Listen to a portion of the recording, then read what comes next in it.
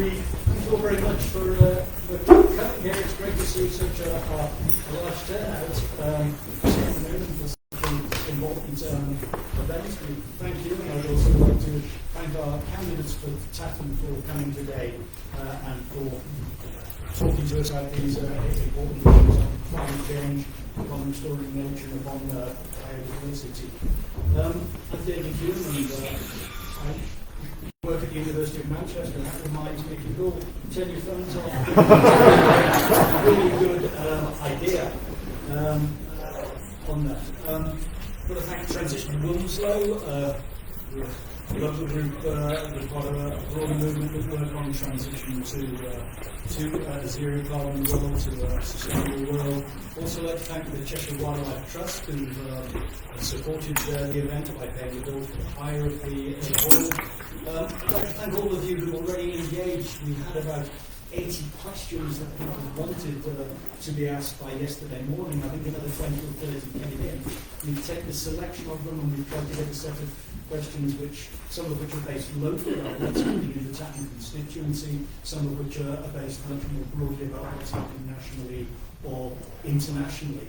I do need to tell you that if you hear a fire alarm, it's not a practice, because there are no practices today. And if you leave through this door, or there is another door around here, and we can meet in the car park away from the building. We are live streaming this event, so if you are going to engage, it will be live streamed.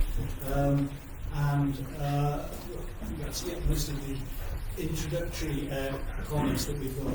We're going to start, we want things to be first, so we'll do things in alphabetical order, which seems a reasonably logical system. We'll start with giving each of the candidates 3 minutes to introduce themselves and talk to a few words of introduction about how they relate to the issue of climate change and or how what their party is doing on that. But they'll have 3 minutes. After that, then there's a series of questions.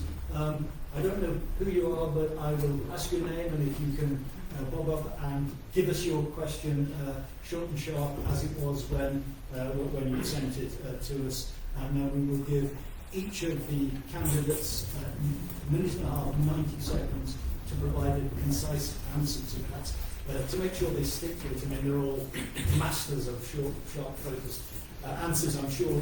But there will be a yellow card, which warns them that they have 30 seconds to go, and the red card will come on. And then I will politely but firmly shut them on that. But I'm sure that we won't need to do that. Okay, when we start then, we'll go to Nigel Henley, who has the advantage or disadvantage of being the first in alphabetical order and is the Green Party candidate for Tatton. Good afternoon, everybody. I hope you can hear me. I've got microphones. There's a lot of people in the room. Stand up if you want. I'm delighted to be here this afternoon. My journey to here really started when I was a child, really. I was interested in nature. But there was a landmark event for me in 1982 when I read a book, someone gave me a book by Jeremy Rifkin called Entropy. And it talked a lot about, you put a cup of tea on the table and it goes cold, and that's the second law of thermodynamics. It's entropy, energy only travels in one direction. It became obvious to me that we're burning fossil fuels, and it's talked about in this book, and in the atmosphere, carbon gathers, we're using resources, growth of humanity, and so on. The mistake I made when I read this book at 20 was that I thought this was going to be a problem for future generations. And the book talked about extreme energy extraction. Once we've gone through burning wood and coal, oil and gas, it becomes more difficult to extract our energy source. And it talked about extreme energy extractions like tar sands and hydraulic fracturing from tight rock. And I thought this was probably something that was going to happen in the United States and happen somewhere else. And then by 2011, we started exploratory fracking in Preesall, Lancashire. 2 million gallons of fracking waste, radioactive fracking waste, was dumped in the Manchester Ship Canal at that time. And various fracking sites started to appear. One at Barton Moss, which was about 300 yards away from a child's residential unit. Upton near Chester, which was within a quarter of a mile from Chester Zoo. Ellesmere Port, in the middle of an industrial park, with a car showroom across the road and houses just across the motorway. And so I became really concerned about what was happening, because it was something I understood about. And I decided, after 30 years of doing nothing, I've been a vegetarian since 1980s. I've not been stepped on an aeroplane since 1980. My wife and I have just had one child.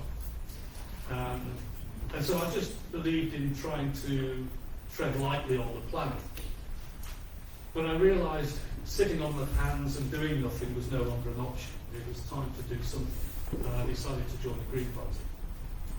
And I started to talk, thank you, I started to talk to people, Esther and other politicians, Sir Graham Brady and so on, and I realised that our politicians did not actually understand the first bit about the process of fracking or our environment. And yet they were the people that make the decisions. Since then, I've become a parish councillor in High Lee. I chair our Climate Change and Environment Working Group. I also work with the National Green Party.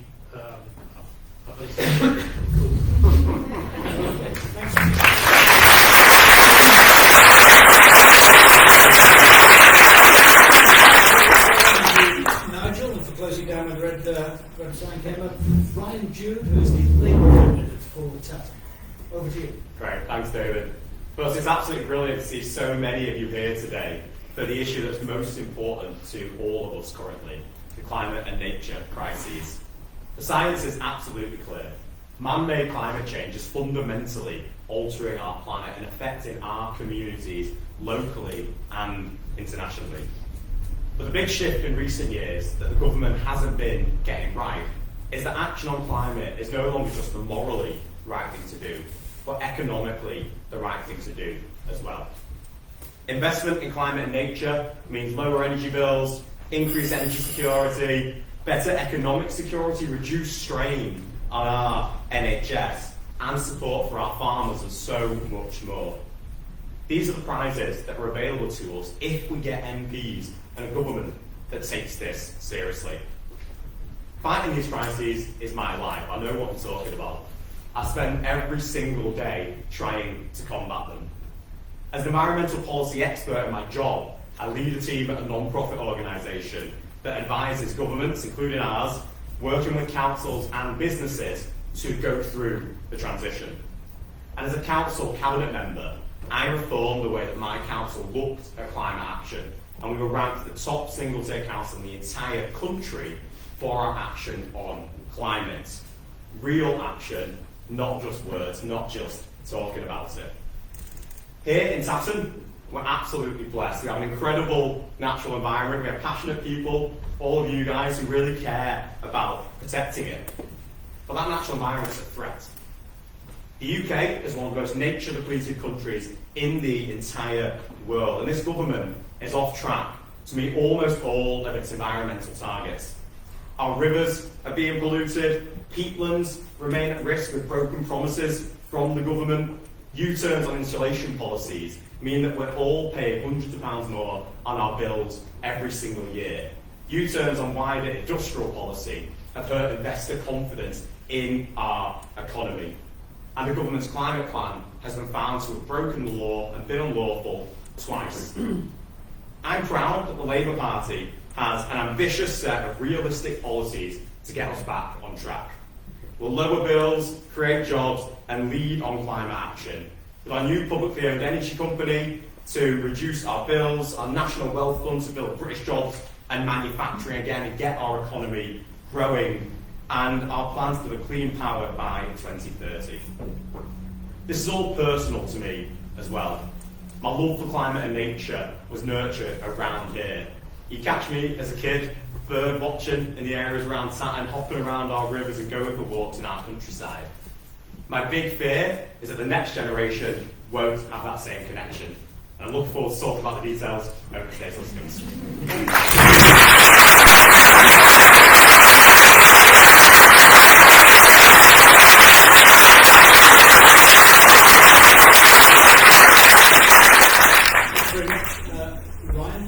We now move to Esther McVeigh, who, are you still an MP or have you just stepped down? Anyway, you are the Conservative candidate, you have been the...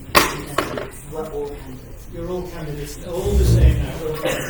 Okay, we move to Esther, who stepped down from being MP for Tatton and is now the candidate for the Conservative Party. Over to you. Thank you very much indeed.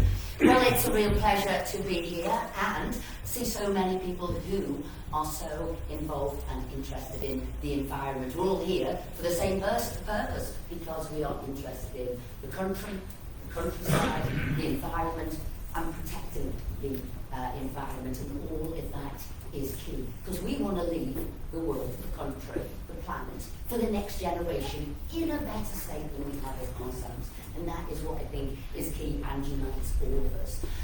Conservative Party, well, conservation, it's in the name. That is what we are about. The countryside, conserving, protection of this wonderful environment. And so we have taken many steps, and I'm delighted with some of the things that this Conservative government has achieved, because we are leading the way in reducing carbon emissions in the industrialised nations. When you look at the figures, we have reduced carbon emissions from the 1990s by 50%, which is better than most other countries in the world. Europe, on a similar measurement, is in about the 30s, and we are only 1% of those global emissions. But when you look at what's happening in China, up by 300%, look at what's happening in India, up by 100%, what we've got to do is lead the world, but do it in a practical, pragmatic way. And what we can't do is offshore things to other places, to other countries, buy those goods. We've got to be leading the way, which we are doing, because this government is supporting 440,000 highly skilled jobs as we look to the future. But as we look locally, what a magnificent place to live here. And for the last 7 years, to keep it magnificent, I've worked with local residents to stop HS2 coming through here. And not only was it fiscally a nonsense, but environmentally it was too. So I worked with local residents to make sure that we stopped that, which is under jeopardy. The Labour Party will not commit, has not committed not to bring back HS2, which would decimate here. But as well as that, I've led the debates in the House on security in food. That too is essential. And what have we got around here?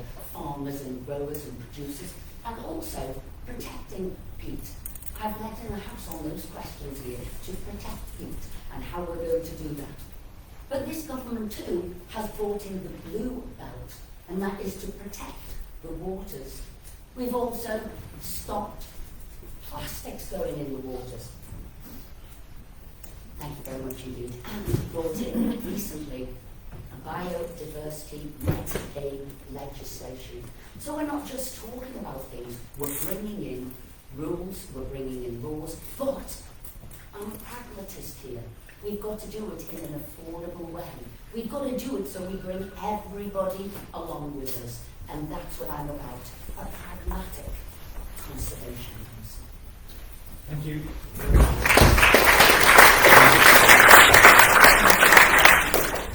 And we're now move to Jonathan Smith, who is the Liberal Party candidate. Over to you. Thank you.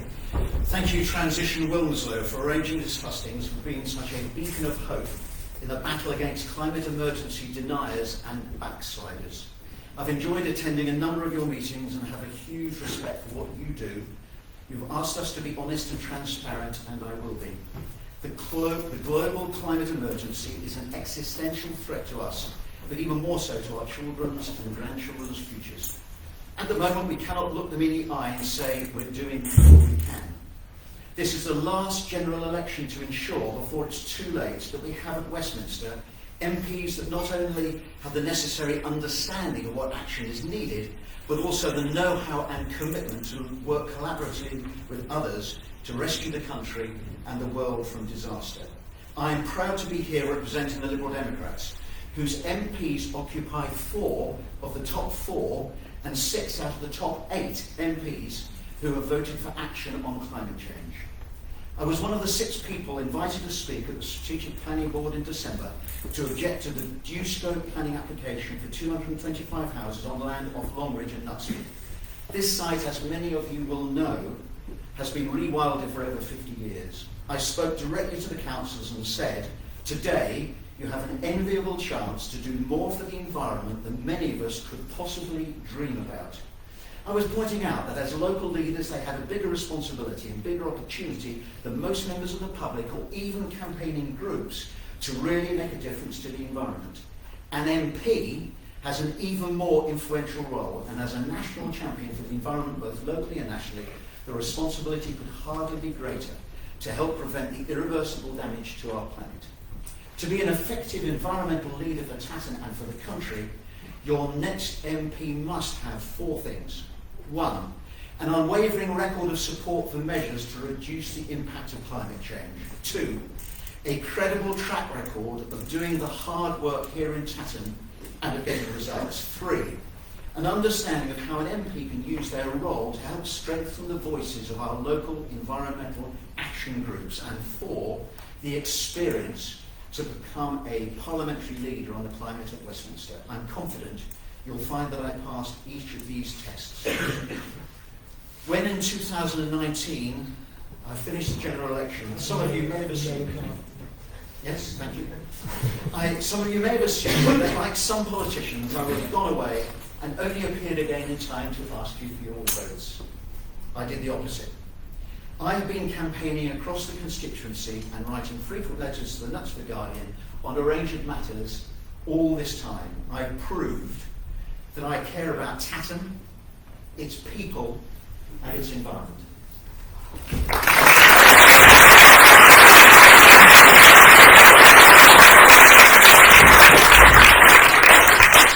Okay, thanks to our candidates for starting off and giving us clear statements about where they're coming from and what they're particularly focused on. We're now going to move into the specific questions which people have sent through to Transition Wilmslow.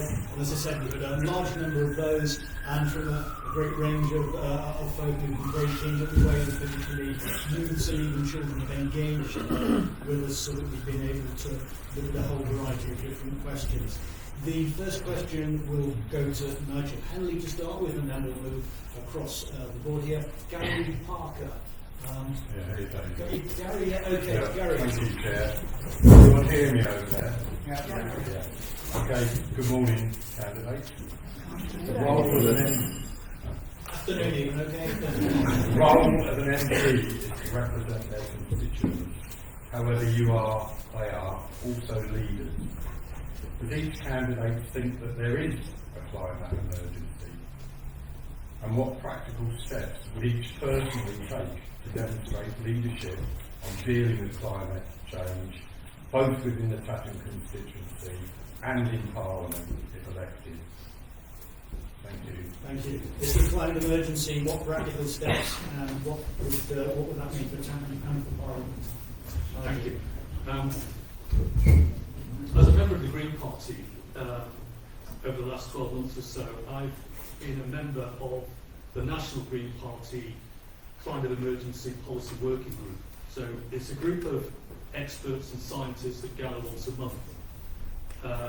And we try to influence our Green Party policy and inform the manifesto for this election.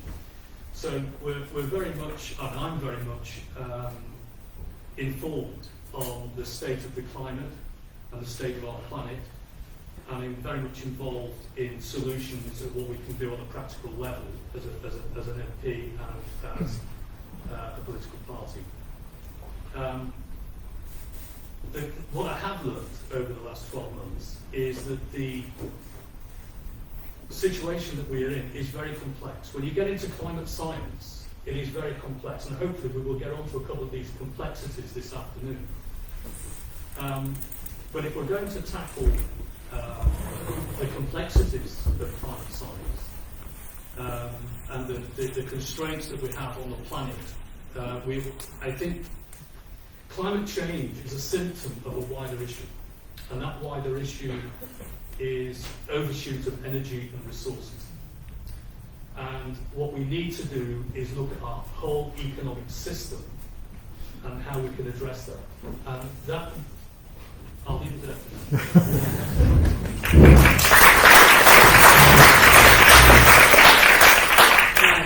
Great, yeah. Thanks, Gary. To answer your first question, yes, there very much is a climate emergency. It doesn't take scientists to see the impact that's been having on our weather over the last couple of years.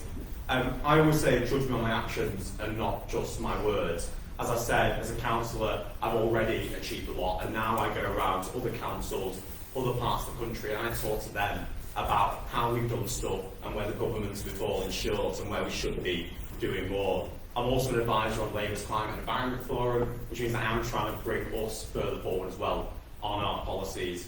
Just talking though about, you said Tatton and in Parliament, Esther talked about Lindo Moss. We all love Lindo Moss, so I'm very excited about Heritage Walk tomorrow.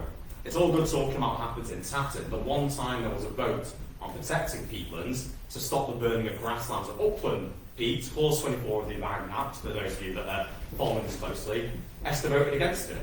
Every Labour MP voted in favour of having this. RSPB, Wildlife Trust, everyone set up damages peatlands. So it's not just a case of standing up and saying things that are important in front of your residents. It's doing votes that show you're serious about action. I've done it as a councillor, I do it in my job, I'll keep doing it as an MP.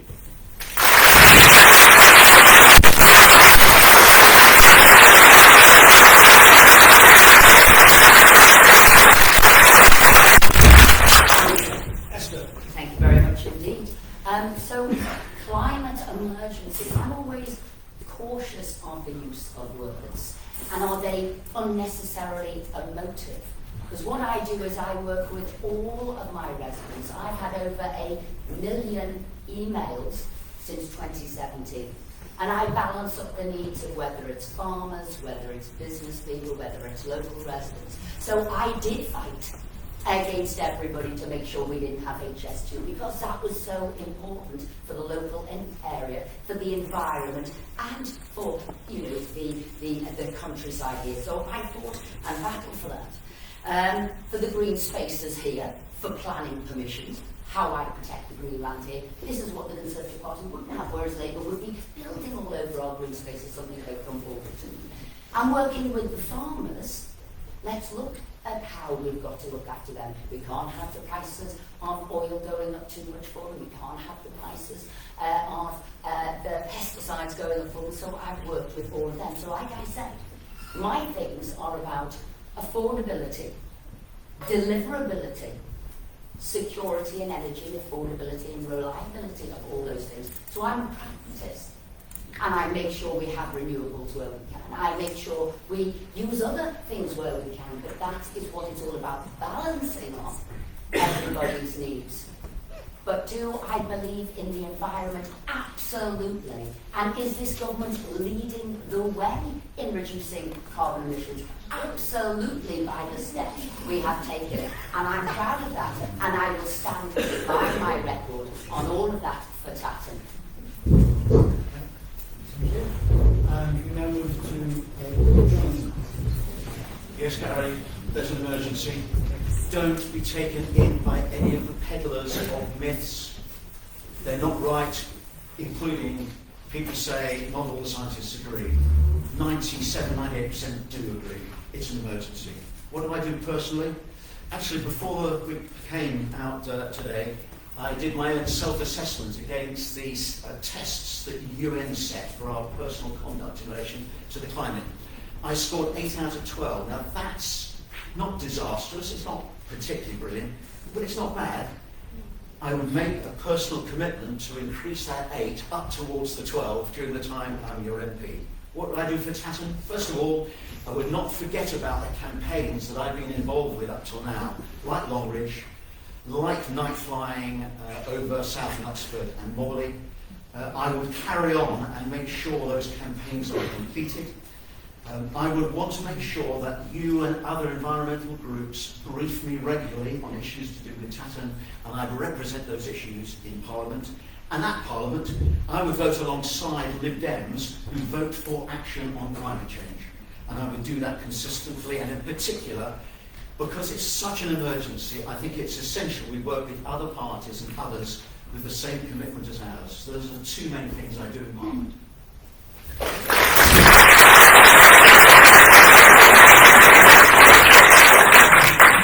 Thanks very much. We're keeping to the timetable, which is really great, and we'll now move to our second question with Ryan. To start with the answers, Pauline Handley.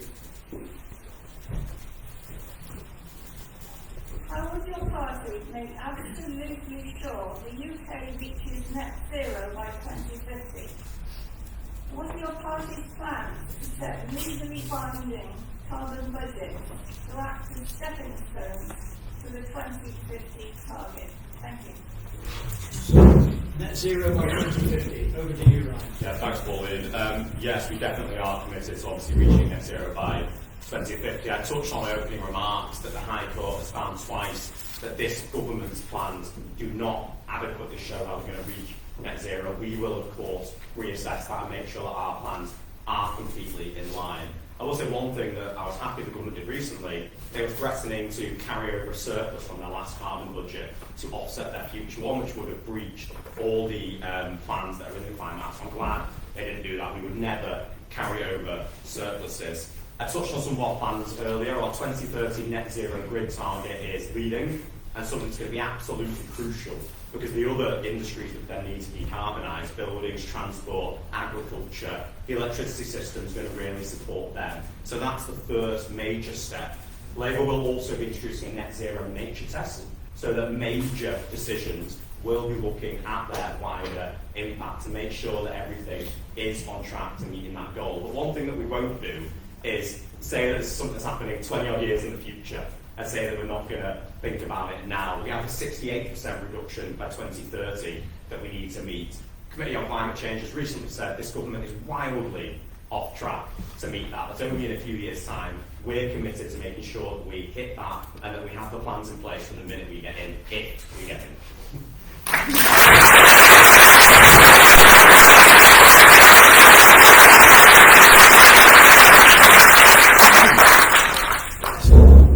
Well, that net zero target has been set for 2050, and that is the goal that everybody is looking to reach and achieve.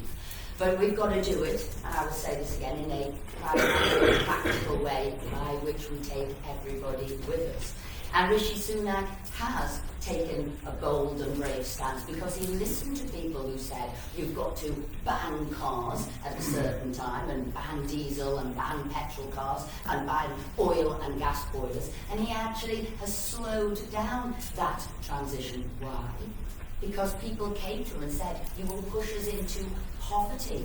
We cannot afford it, whether those were individuals, whether they were businesses, whether they were farmers. So what the Conservative Party will always do is balance up the needs of everybody to get to those goals, but do it in a way that you take everybody with you, not alienate people, not push business offshore to other places abroad, but make sure that you can do it here. So you've got to look at the infrastructure that we have, develop it, bring it on, absolutely. You've got to look at the technology. Have we got all those in place? And Rishi Sunak is leading the way there. But remember, Labour talked about a 28 billion green road map. Maybe it's going to have it, now it's not going to have it. Maybe it's going to be 5 billion, maybe it's not. Sir Keir Starmer keeps changing what he's going to do with the environment. Nobody's even been able to nail him down on what he believes. I know what I believe, and if there's one other thing I'd like to look at, I saw my red clock, is us looking at tidal power. As a country, as an island, tidal power is what I'd like to look at. Thank you. Jonathan.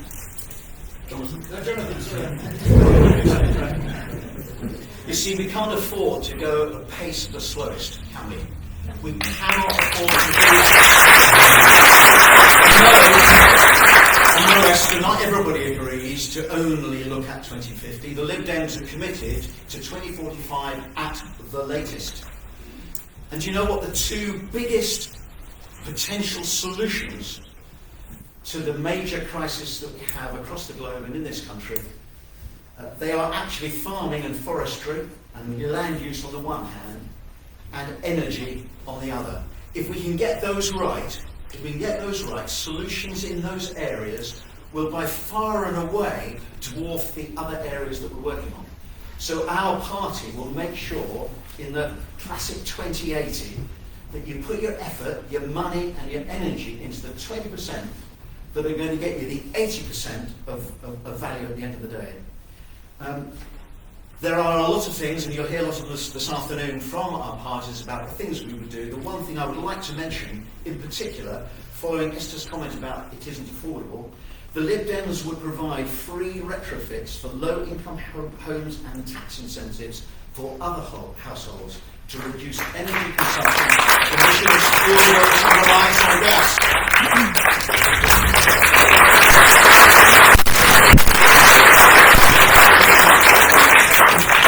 Zero by 2050, you finish off. Thank you. So climate change is obviously a global problem. It's not just the UK that needs to be net zero, it's the whole of the planet.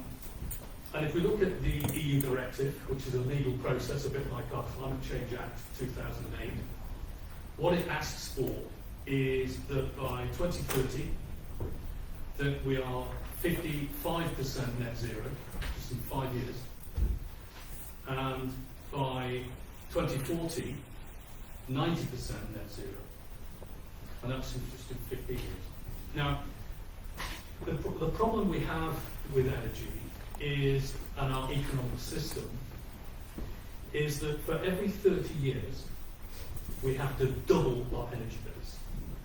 Every 30 years. And so in 15 years' time, we don't only have to become net zero with the emissions that we're emitting today, but they're going to be 50% more than what they are today, and they have to be 90% net zero in 15 years. That's a massive problem, and we're not going to tackle that problem without facing up to the realities that we have to face, and that's reducing demand. The other thing that we would do in the Green Party as a starting point is make sure that local authorities are completely funded to insulate people's homes, which will reduce energy consumption, keep people out of fuel poverty, and start reducing carbon.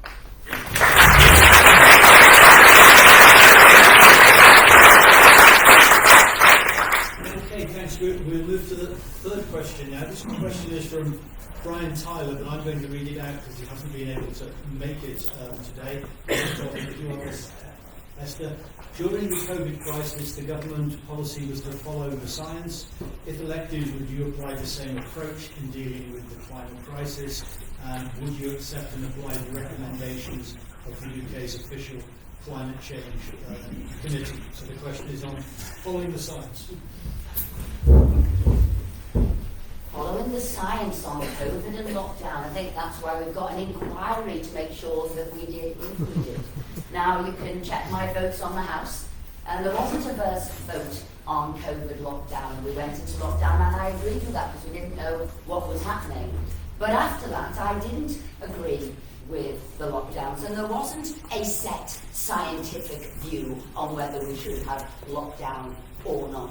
And afterwards, you look at what happened. Look what happened with children, with mental health, with their education. Look at NHS waiting lists, how they went up. Look at how people are being pushed into poverty. Look at how the world, when it closed down for 2 years, the implications that's flowed from that and where we are on now. So I'm glad that there is an inquiry into COVID. And like I said, I wouldn't have locked down for those 2 years. The first bit, yes. But I think maybe people are now looking at what happened there and if it was right. So I would always say, and if you are a scientist, you will always say, be open-minded and embrace everybody's views. And as a politician, what we do is we look at things in the round, in the 360 degrees, and not get locked into just one view. And I would say if there was ever an example, not just to be railroaded by one set of scientists, I would have thought the COVID and the lockdowns was one such reason not to do that. Open-minded, listen to all if you are true scientists with a scientific mind.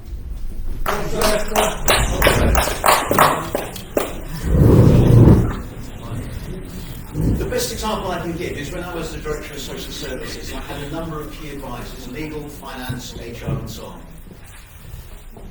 It was very unwise not to take their advice, because I'm not a lawyer, I'm not an accountant, and I'm not a personnel specialist.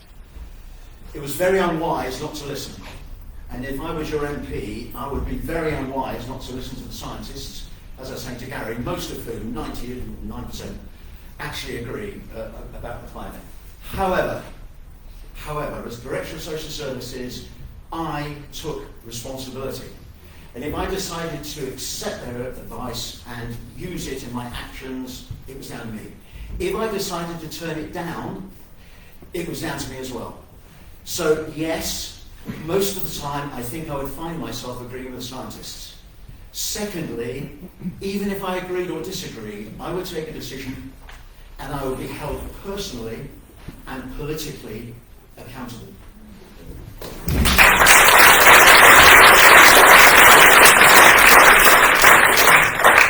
Thank you. Nigel? Yeah, so we do need to follow the science, and the science is very clear on climate change and what we need to do. The science community understands very clearly what I alluded to a little bit earlier about reducing demand and about limits to finite resources and energy resources on the planet and the damage that we're doing to the planet. But this is not been translated very well to the political community. All these political parties here next to me are focused on growth.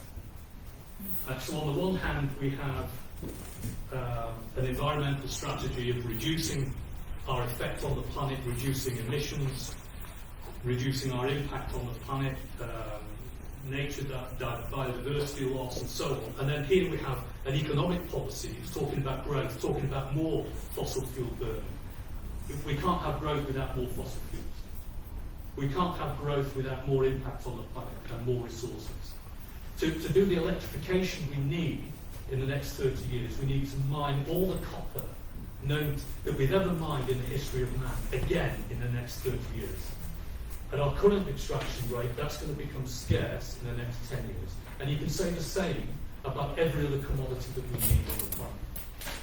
And this is not very well understood in the political community. It's very well understood in the scientific community. We do need to listen to the science and get our political parties to understand the constraints that we have with planetary boundaries.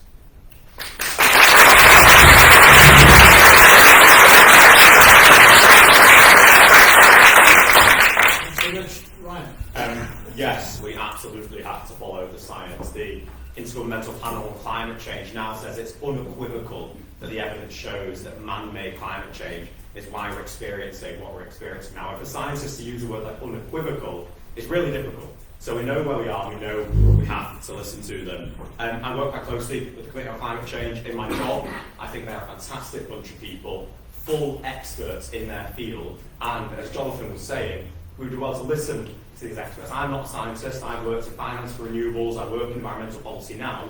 When I want that scientific input, I speak to the CCC, I speak to scientists at universities, I use their expertise to help shape the advice that I then give to the government. And again, being held accountable for decisions that we made and how we use their advice is absolutely the right way to do it. A couple of examples here then on CCC advice they've given. Esther talks about being pragmatic and these U-turns that Rishi Sunak implemented.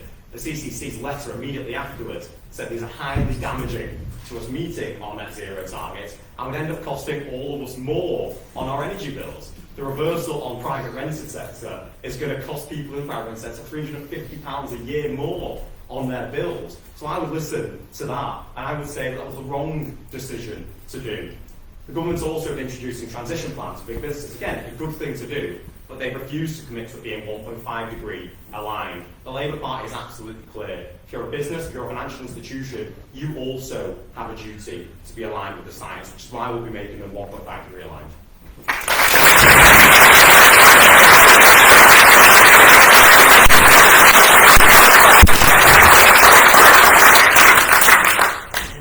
Our candidates for all sticking and giving very focused answers to these very focused questions, which is not always the case. That's really, you're behaving very well. It's going good at the moment. Alan Charlesworth, who's going to ask a question, which Jonathan will be starting off as the first one. Hi. Okay, over to you, Alan. Thank you very much.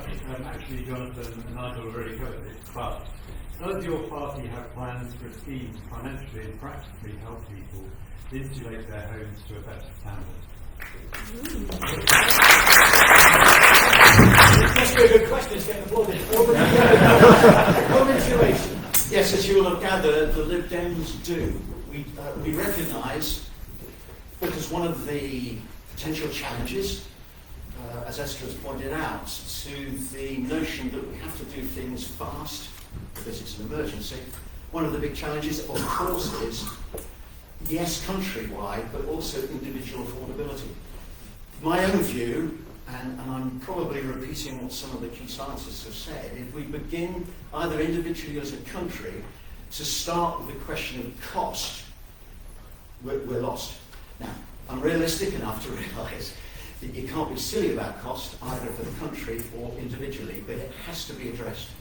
And in my view, it is such an emergency that we have to find a way, and we will find a way as Lib Dems influencing government, to find the right money to support people at an individual personal level who will be struggling to meet the challenges that a climate emergency provides for them. Yes.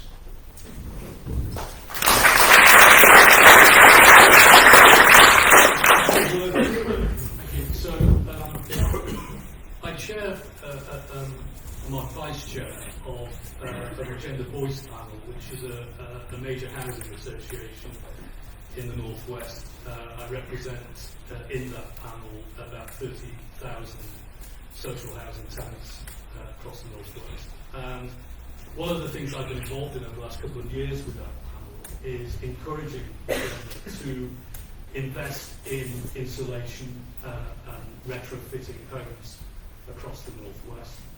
There's been a big scheme in Fleetwood where we've done just that, insulated lots of homes that were very severely affected with the Irish Sea hitting those properties and older housing stock. In Liverpool, we've got something called the Grove Street Regeneration Scheme, where we've knocked down some buildings which would have been too expensive to retrofit. And so we're starting from scratch there and making some very energy efficient homes with solar panels, heat pumps, up to very good insulation. And so people moving there, 600 people moving into that scheme, will be lifted completely out of fuel poverty and will require very little energy resource for that housing. And that is the future of housing. Yes, we need to roll that out across the whole country because that only helps people with fuel poverty and rising costs, but it also reduces carbon very quickly.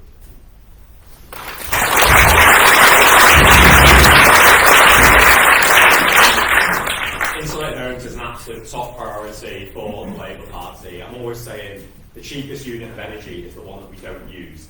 And here in the UK, we spend more on wasting energy in our homes than any other country in Western Europe, and that frankly is outrageous. I'm glad that the Lib Dems have good policies now on this, but we can't forget it was the coalition government that scrapped energy insulation schemes across the country. 9 million fewer homes had insulation done on them because of the schemes that were scrapped by that government. 92% lower insulation rates in the years afterwards. I've already been doing this again as a cabinet member and as a councillor. Hundreds of homes that I've gone to, spoken to residents, talked to them about bringing them along the journey. Lots of mistrust, uncertainty on what it is that's going to be done. But once it's done, the smile on their faces, their lower energy bills, the way it comes down in just 1 year, it's brilliant. And as Nigel said, it's about fuel poverty, it's about environmental justice. So the Labour Party's plan, our Warm Homes plan, 5 million homes to be insulated in the first term, all fully funded and fully costed, because it's the most important thing we can do to not just reach our target, but to ensure that we're playing our part in supporting the most vulnerable in our society.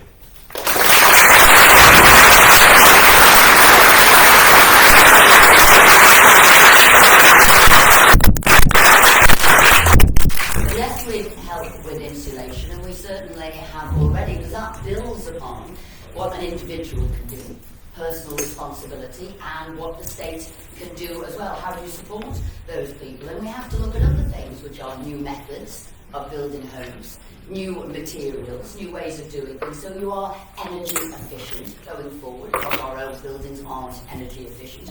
And we don't want to waste any energy. We are the party of value for money, so that really tunes in, aligns with what we do. And as an individual, in my old home, what did I do? First thing I did was insulation. The next thing I did was put solar panels on the roof. The next thing I did was have a rain harvester, because I believe in personal responsibility. Frequently, people on panels talk about what other people should do, but it's interesting whether they've done it themselves, and I have, because I think that's important. But when you go back to what the coalition didn't do, because sadly they couldn't, the coalition came in 2010 because they had a financial crash, and the Conservative Party always gets the country back on its feet. We have and I will say that again, because every party voted for lockdown. Every party, and only one party wanted to come out of it, it was the Conservative Party. And what we're dealing with now is the after effects of lockdown. Look at Wales, Labour-run Wales. It is far worse than the UK. So yes to what you said, I appreciate that. Yes to what you said, because that builds on value for money. Thank you. Thank you. Okay.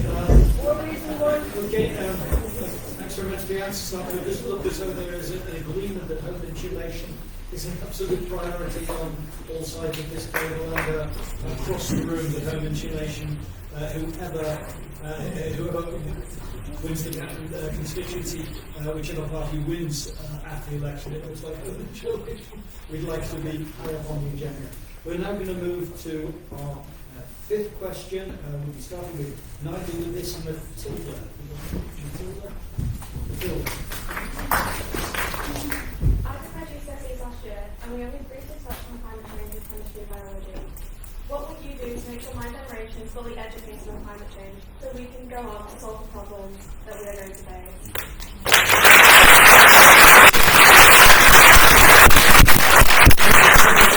And climate change. Yeah, well, climate change, as I found out, I thought would affect future generations, and I realised, probably too late, that it's affecting my generation, and I'm 60. So for younger generations, this really is your issue. And you've been let down. You've been let down by people of my age, because we've known about this for a long time. And we have failed you in doing anything about it at all. Emissions are increasing year on year still. And whilst we are increasing emissions into our atmosphere, we have done nothing to solve this problem. Until we can actually reduce the amount of emissions that we are emitting, we are doing nothing to solve this problem, which is going to be very, very serious for your generation. In addition to that, we also have to think about what your lifetime is going to look like. And if we carry on with the economic system we have at the moment, then there's no other alternative than seeing this system crash before enough is done to start putting things right. But there is a future, and we have the answers for it.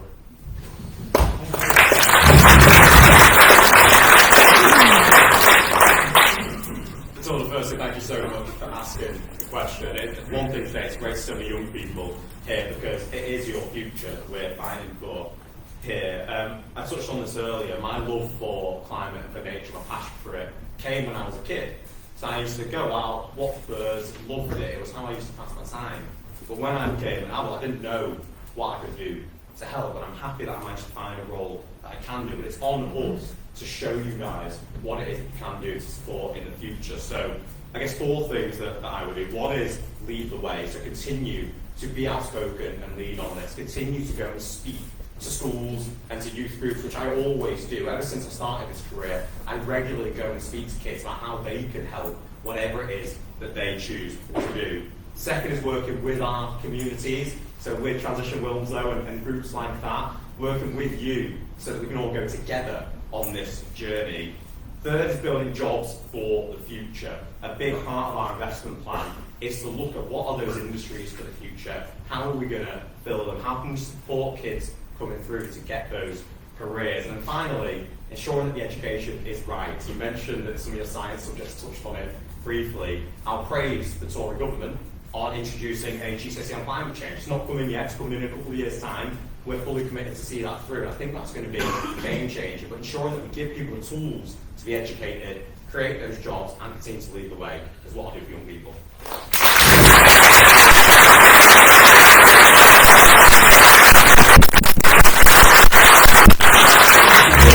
Conservative government getting some surprise and support there. So it's good to Well, see.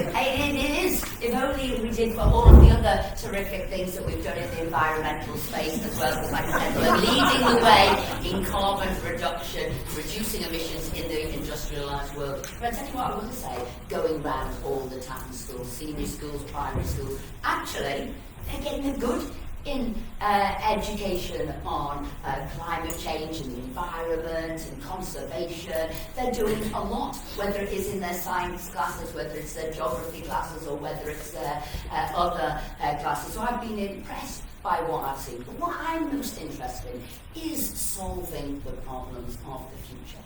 So when I meet with kids, whether they're apprentices, whether they're at university, whether they're studying technology, and you think Zoom, and you think Teams, so people don't need to travel, and again that fits into value for money, saving time, saving money, because you can actually hook up with somebody, so you don't need to travel, you don't need to waste energy, you don't need to use fuel, and that's what I'm interested in. What are the solutions we can come up with in the future to make sure we look after the environment in very different ways? So I'm proud of the 440,000 high-skilled jobs that this government has supported very much into solving those issues of the future. Thank you.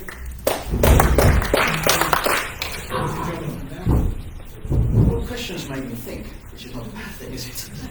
Because my wife and I quite often look after our young grandchildren, and they're much younger than you are.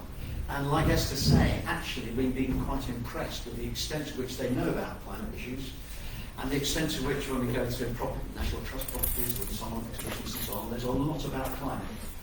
And that might have lulled me a bit into a false sense of, well, things are actually changing and improving. But your question, particularly in terms of where you're at in your education, has made me think. Because in terms of the timescales we've got, your part of the generation is going to be absolutely key to finding solutions and to following them through. So what the Lib Dems would do, first of all, is give 16 and 17-year-olds the vote, because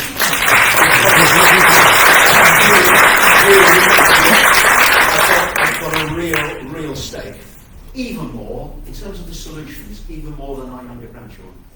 The second thing I would do, which your question, I suppose, is in my response to your question is implied, yes, people like us here do a lot of talking. I suppose that's one of the politics. Except that sometimes the best politicians are the ones that listen. And I am not at all sure I'm fully in touch with your views and those of your age group, if you give me describing like that. The 16, 17-year-olds and 18-year-olds. I'm not sure I'm enough in touch to give me confidence that as a politician, as your MP, I can then represent your views in Parliament. So I think rather than do a lot of speaking, I'll do a lot of listening.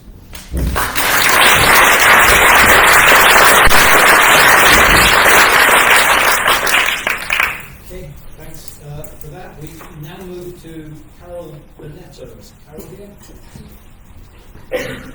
What targets are you going to set the UK industries who contribute most to climate change, and how will you enforce those targets are adhered to? Okay. Yeah, so obviously we talked with the various industries and how they decarbonise. Power used to be the biggest of it, and that's come down a lot now. Transport and buildings are now currently top. So a lot of our plans are looking at how do we help those industries to move along. Our green industrial strategy is going to be absolutely key for this, setting out our 10-year plan, looking at different industries and looking at how we can help them to reach their net zero targets. The government has also started work on some transition plans for the industrial decarbonisation sector, which I think maybe a question might be about. So cement, chemicals, iron and steel. We would ensure that those are aligned again to 1.5 degrees, are in line with meeting our targets, and we would work together with industry and with those stakeholders to ensure that investment is going into the right place. Our National Wealth Fund is going to be really important on this. It's going to be co-investing in some of those technologies, carbon capture and storage, for example, which is going to be really crucial to supporting some of those industries to be decarbonising. And also we'll work with our existing industrial base, Tatton being an example which unfortunately the government's plan is seeing that close down and seeing thousands of jobs be lost. We had a plan ready to go if the election had been called earlier that would have seen primary steel and secondary steel remain there and support those jobs to stay and ensure it was on track to meet net zero. So working on those industry-specific transition plans, ensuring it's aligned with our targets.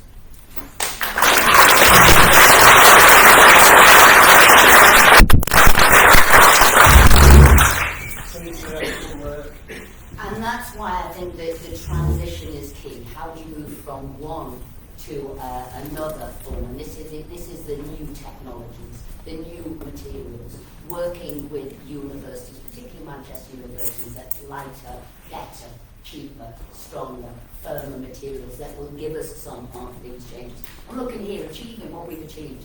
A record in 2022 for energy generation in both onshore and offshore wind, strengthening our energy security and cutting emissions. That's what this government has done. Reducing our reliance on coal as a fuel source by 86% between 2010 and 24. So that's what we're doing, doing that. And also looking at financial incentives. So having a green bond that UK savers can invest in for climate change, directing the businesses which way they want to do, looking, as I said, at new technology, high-skilled jobs. And that's what we're about. That's why I call myself the pragmatist. It is working with those industries, finding a transition that is workable and possible and plausible, and then making sure you can do it in the government, putting that support and finance into it. And that is the only way forward. Thank you. And now we're to Jonathan. We talk about businesses and industries and so on, but we've forgotten the days when there was a degree of coordination and strategy about how we do develop industry and how we do develop business. That has gone. This present government has abandoned it. The Lib Dems would re-establish the way in which we can actually work together, particularly regionally, and in this case to tackle climate change. Clearly, energy use by industries is crucial, and as you know, the Lib Dems have a very strong programme of enabling the country to switch from fossil fuels to renewables and so on. Thirdly, we are very clear that we need much, much stronger and more effective regulation of industry and commerce in a way in which they help to protect us all from the worst excesses of climate change. And the last thing I would say is, I remember in 2019 I was asked a question about, not surprisingly, about Europe. And one of the things I said was, why would we exchange very short supply chains with our 26 nearest trading partners, with ones that come from the Pacific or elsewhere, with all the fossil fuels that are burnt and used and go up into the atmosphere to bring those goods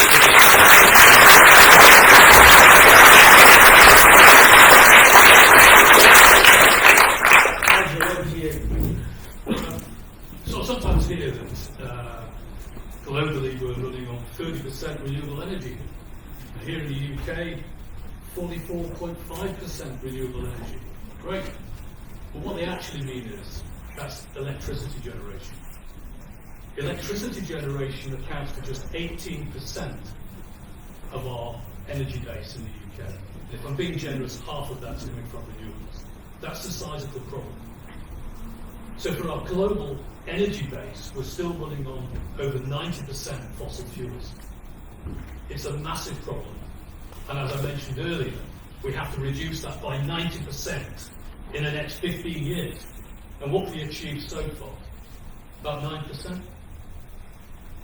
So these are the constraints that we face, and there's going to be huge consequences for not taking action soon. With my realisation of this, particularly over the last 12 months, I've become a lot more open-minded and less critical than I was, because we have to face the reality of where we're up to. And we have to work and embrace with industry, who I think are actually leading the way, in many cases, in looking at carbon reduction. So yes, we need to work with our industries, because we can't just all sit at home, put our masks on and turn everything off. That isn't going to work.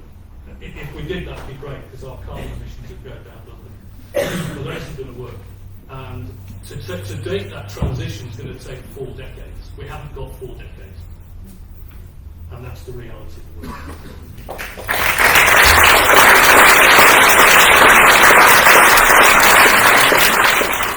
Okay, so we're halfway through now, but I hope it's going okay for our candidates. You're really having to answer all the questions, but I hope it's going well for you. We're very pleased that you're focusing on answering the questions, and that thanks to everybody here for listening respectfully. It's really great that we're able to hear what the candidates are saying on this. Just to think, I was trying to think what I briefed you on before we started, but there are some big questions here which we're maybe not giving you 90 seconds enough to answer. So at the end you will each have 3 minutes. So if you want to look at the idea of growth, if you want to look at consumption has to be reduced or something which is very big, you have 3 minutes each if you want to pull together, because we very much appreciate the focus questions you're giving to us, but if there is something broader that you need at the end there. We're now going to move on to some questions. I think we're going to quite a local focus for the next certainly couple of questions. Paddy Johnson. The number of street trees in Wilmslow, many of the towns and villages across Tatton, have been reducing in recent years due to Cheshire East's highway policy of only replacing trees that are more than 3 metres from the curbside and planting within a minimum bird width of 1.1 metres. Surveys in this town have shown that this rules out the vast majority of existing urban trees. It's 84% of trees in Wilmslow will be lost to this policy. And that, by the way, is a low percentage compared to what we're hearing from other towns. What proactive measures will you be taking personally to address the situation? Good question.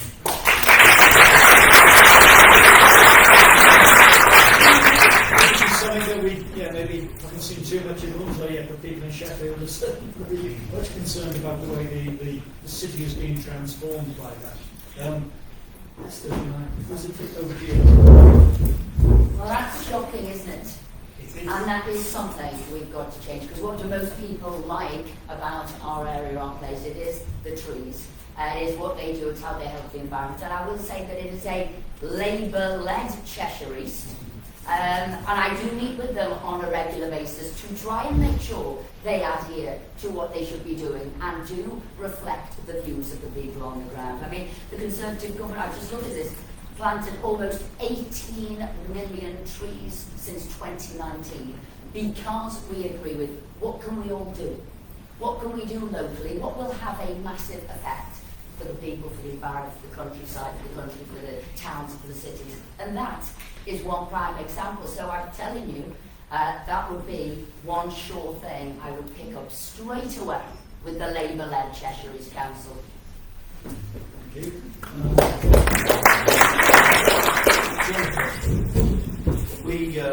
We have a daughter who lives in Sheffield, and it's been one heck of a battle, hasn't it? So the first issue is we have to battle. We don't just let things like that happen. We have to respond, and we have to battle.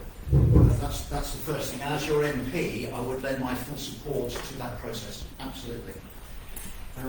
One of the reasons why I supported the Longridge campaign was that it had been worked out that if the owners had been allowed to tarmac over that fantastic site, we would have lost at least, and this is very conservative, a small C estimate, 500 trees.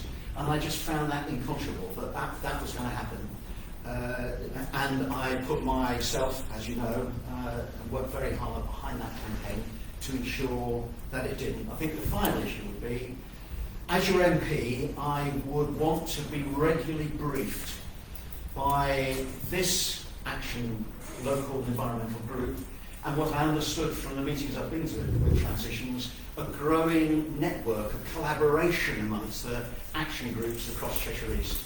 And if we could find a way for those groups to get together and regularly brief and inform me, that would be very helpful.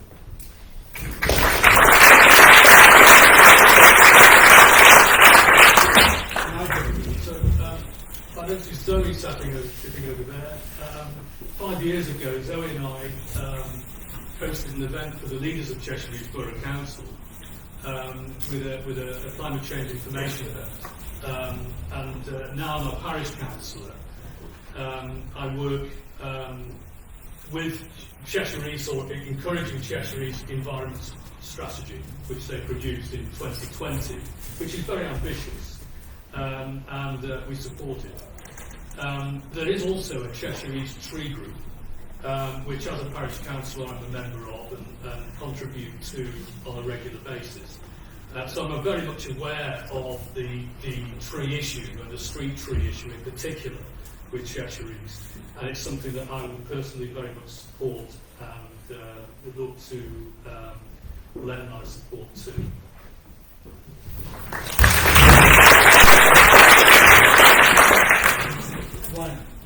Yeah, thanks so much, Paddy. I actually first had this brought to me about a week or two ago by a resident, and I couldn't believe it when it was said to me. So I've already reached out to the cabinet members responsible for highways and for the environment in Cheshire East to ask for a meeting to talk about this, because, as I said, as a cabinet member in a council, I've never come across this sort of policy before. So I want to understand what the rationale is, how we can stop it, and as your MP, I would definitely champion that. The 84% figure is absolutely shocking. When I came into the council that I've been leading on climate on, they massively missed all their tree planting targets. First year, after I was in charge, we exceeded them by a third. So I always say, judge me by my actions and what I'm actually doing, not just my words. If I get in as your MP, let's sit down and talk about this more. Let's try and get that meeting in with all of us on the council so we can make sure that we promote tree planting and don't have bureaucratic rules like this getting in the way. We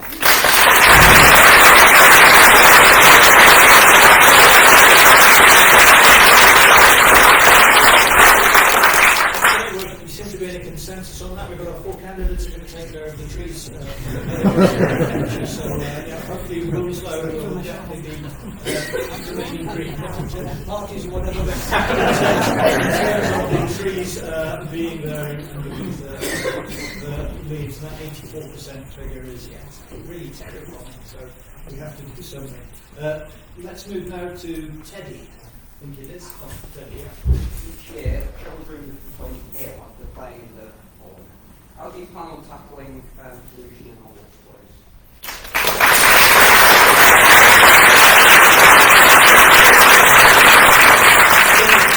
Start with you on that. Yeah, this is a disgrace. I commissioned some research to find out how much United Utilities, the big provider of waterways and so on, spent on their shareholders in the last 6 years. Because they have a plan, as you probably know, 420 million over 25 years to stop sewage going into their rivers. It turned out that in the last 6 years they had given their shareholders £1.7 billion. 1.7 billion. And the letter I wrote to them, that's the Guardian, said if they'd spent a fraction of that money that they gave to the shareholders on stopping sewage going into the Bollin House, where it would have solved our sewage problems completely.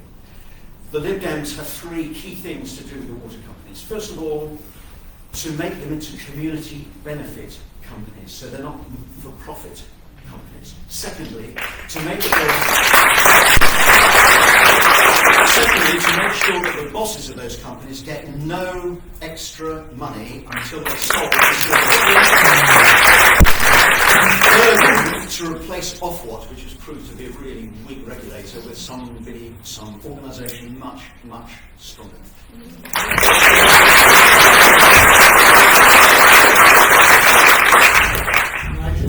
So I talked a little bit about doing our economics differently. And this is really a symptom of our broken economic system. Since the 1980s, we've sold off anything that can possibly make money. And this is where it's left us. The water companies is one example, the energy companies are another, where record profits have been made by energy companies and water companies, and yet the services they provide are deteriorating. So what the Green Party would do is take the water companies back into state ownership. I think we've seen enough of privatisation of the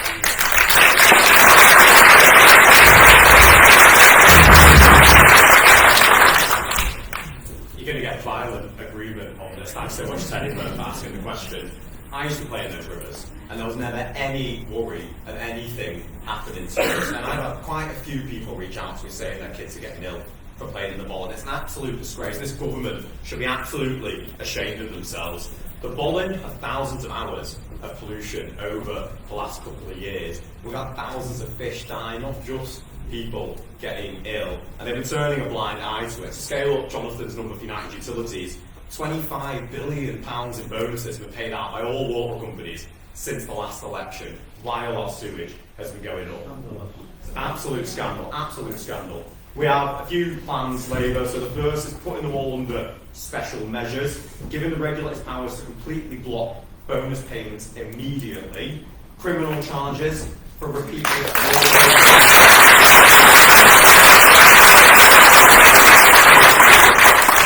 and really importantly, ending of self-monitoring. There's this ludicrous situation at the minute where if I'm United Utilities and I've got 2 pipes in the same bit of the Bollin and one of them's clean and one of them isn't, and I just say that one's clean and I say that bit of the river's clean, it's ludicrous. We'll take that away from them. Every single outlet will have to be monitored, and there'll be severe and automatic fines. Our plans, if they were already in place, would have had almost more than 2/3 of those bonuses would not have been able to be paid out, and there would have been criminal charges taken.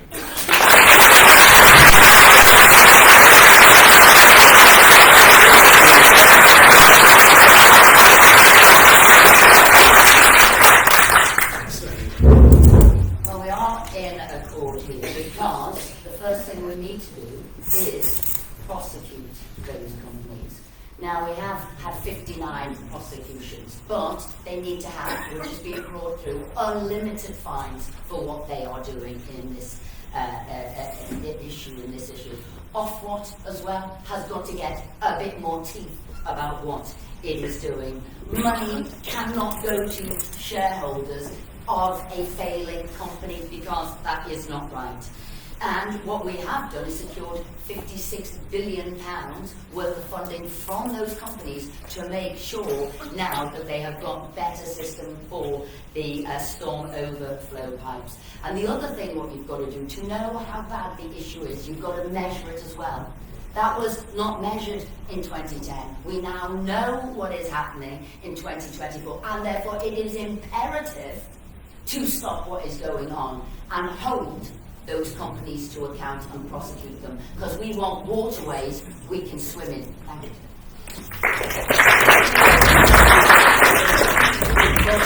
We've had a high degree of consensus that water companies certainly have to be regulated much more. I mean, on the final point on measurement, as someone who works in the university, I'm very keen to hear there's a big plan for scientists to measure that, but we will have to do something about the Environment Agency. A few months ago, I was by a river. I come from Liverpool, but I adapted to living in Manchester. That's not the river Alt, and it was thick with oil on the top. And I phoned the Environmental Agency, and they asked me if there were dead fish there. There aren't any fish in the river. For 50 years, but because there weren't dead fish, then it didn't merit sending somebody out to take a look at this thick oil on the surface. And when I said, "What are you doing?" they said, "Yeah, we're under-resourced, we're incredibly stretched. We only come out if you can show us dead fish, and we can do something about that." So it sounds like we have a consensus that the water companies will be dealt with, and the measurement will come on with. Moving on then to the next question, Bev Hartland. Bev? Oh, yeah, Bev. Given climate has one of the highest carbon footprints available for American transport, why is there no international green levy to force airlines or all their customers to at least offset that impact? Would you agree that this is one in place? So, the highest carbon footprint of the modes of travel, do we need an international green levy? We didn't rig it, but this sounds like a focus for Nigel's part. Thank you. It's a very good question. It's something I'm really concerned about. Like Esther, I've been very involved in stopping HS2 in the north. And that might sound strange to some people for a Green Party person to want to stop HS2, because I'm very much in favour of railways. But HS2 is a very bad design, and it was never going to be carbon neutral in its 120 years, in its lifespan. And what we're faced with now is a proposal of Northern Powerhouse Rail to build a new railway through Highlee, the constituency where I'm the parish council, and to go and build an airport station and en route to Manchester. For that very reason, I'm against it. Because what Manchester Airport do, they have 28 million passengers every year go through Manchester Airport. What they're planning to do is increase that to 60 million in 10 years. And they want an airport station to haul people in to extra flying. We have that's no way. The airport, the aviation authorities themselves have said that flying will not be carbon neutral this side of 2060, if ever. And I think the if ever is the point. We need to reduce air travel, not encourage further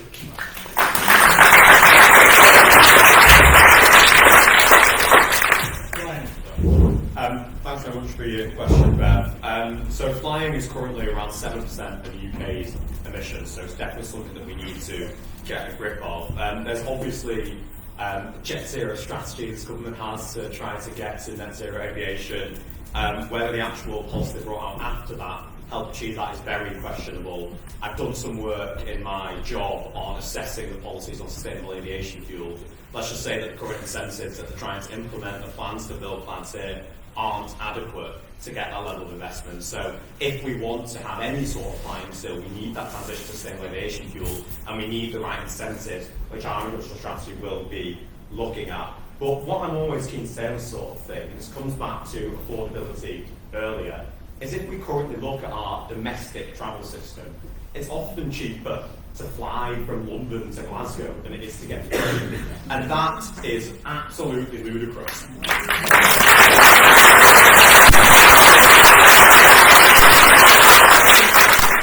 So I don't like to blame individuals for choosing that path when it is so much cheaper. What we need to do is get our train system sorted out. And Labour has plans for it, all of our train operating companies back under control so we can get investment into our trades, and that will also help reduce demand on aviation domestically.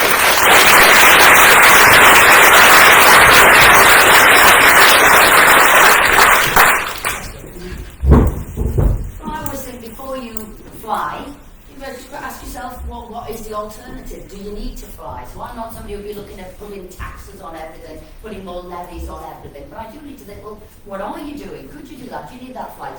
As I talked about before, wouldn't you have a Zoom? Wouldn't you have a business meeting online, which is what I've been doing? You know, do you need to go on holiday abroad? I haven't been abroad since 2019. I stay in the UK on holiday, so it's a bit of personal responsibility. What can we do so that we don't need to fly? We also do need to remember, though, that we live on an island, so people will be flying on and off the island. But how do you do it in a way that cuts down your own footprint? What can you do? Because I said we're a party of personal responsibility.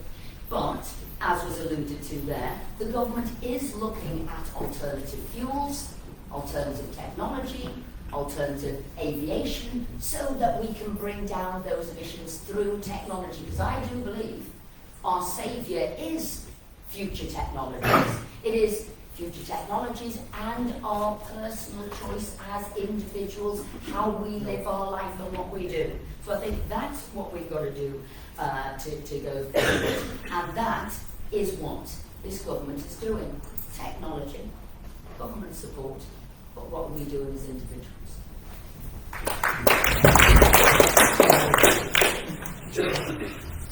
You may think it was a bit rich for me to comment on this because I've flown once since 1977. I don't fly. So why should I talk about putting a cost onto flying, which I don't do, and I am quite prepared for that to be a potential criticism. However, my own view is that yes, a green levy should be put on airports, and one of the arguments that I've heard quite recently, actually, because I've been campaigning, some of you know, to do something about the excessive night flying from the airport over South Knutsford and Mobley. And one of the things I really did get into, and I learned a lot about, was the myth that a local airport does wonders for the local economy. It doesn't. There is no evidence that Manchester Airport is the answer to the economic success of Greater Manchester and North West. It absolutely isn't. So if, as a result of all of what you've proposed, I think Manchester Airport maybe goes down a bit and doesn't take in all the extra passengers, in my view, that's okay. But I think the last thing is, I also learnt from working on the Mid-Cheshire line, we have a nationalised Northern Rail service. It's nationalised, which is what Labour wants to do with it. Have we got a better service on the Mid-Cheshire line? Yeah. We still haven't got a 2 trains an hour on that line, and it is a nationalised service. And I think the decisions about the future of the rail industry need to be taken much more regionally and much more locally, rather than down in Westminster.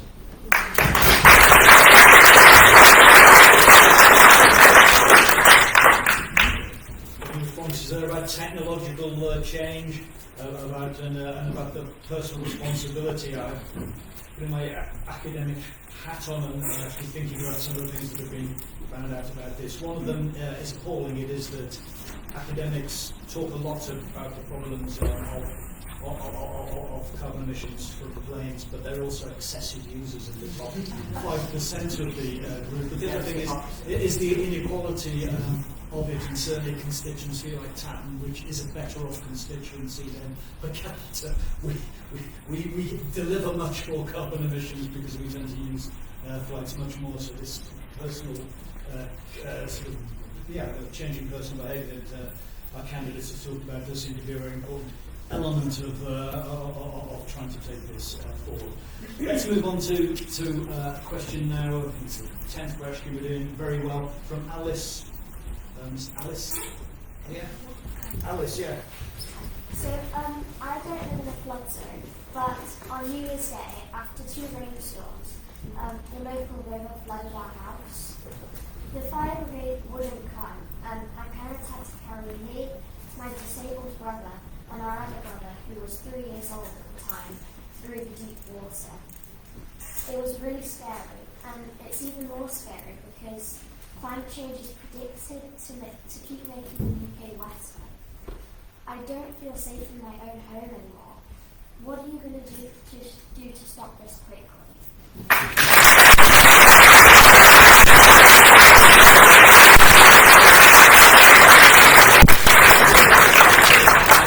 Basing this on her personal experience,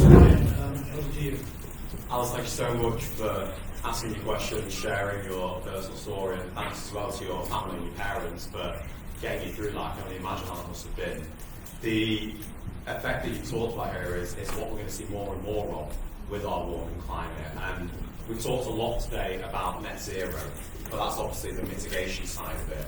Increased focus on adaptation is just as important.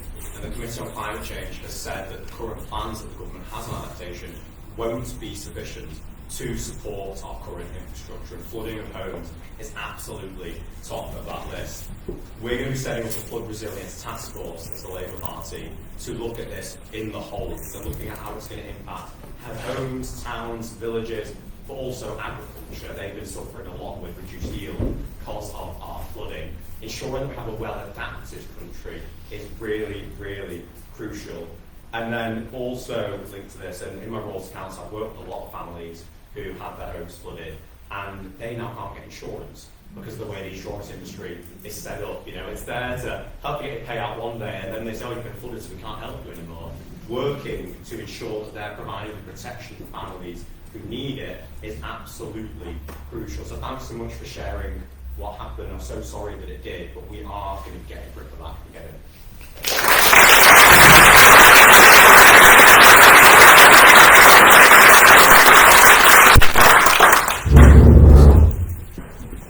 Alison, I think of your story, the bit that resonated most with me is you said you didn't feel safe in your own home.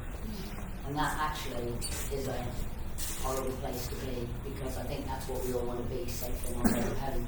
So how we deal with flooding, and as an MP, I will have worked with people, helped people, not necessarily in this area, but in other areas too. So we have got a resilience team, and we have looked at flood and developed and done flood defences and improved them.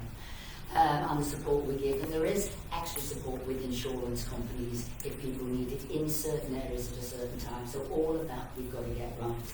But we also have to look at very closely and carefully where we're building homes, because some have been built on areas that should not be built. So yes, you can use new technology there, new ways of construction, various other things, and put the homes and build homes in a different way. But really, it's where we're building and how many homes we're looking to build going forward. So we've got to look at the whole of the cycle. But first and foremost, if you did and your family did need extra help and support, I am there. I was there. I know we're all candidates now, but reach out, and I will do as best and as much as I could and I can.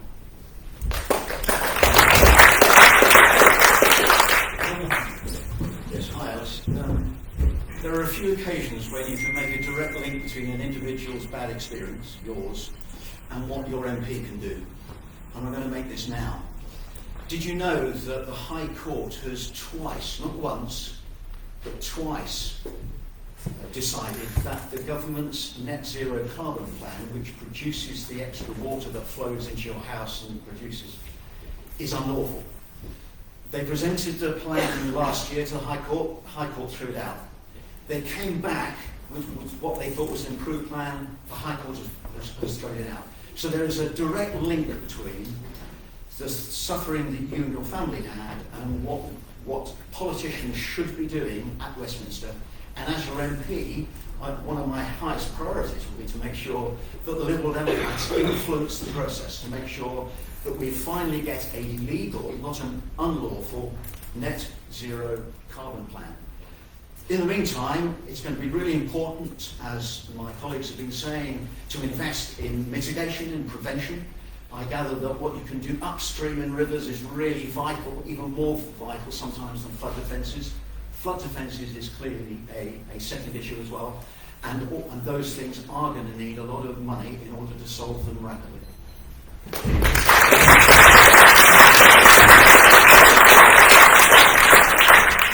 Well, thanks for the question, Alice. When I'm not doing things like this, my day job is an insurance loss assessor. So I get to come to houses like yours and streets that have been flooded and factories that have been flooded. And I think the reality is that we're going to see more of it. In my experience, so I've been doing this job as an insurance loss assessor for over 20 years, 25 years.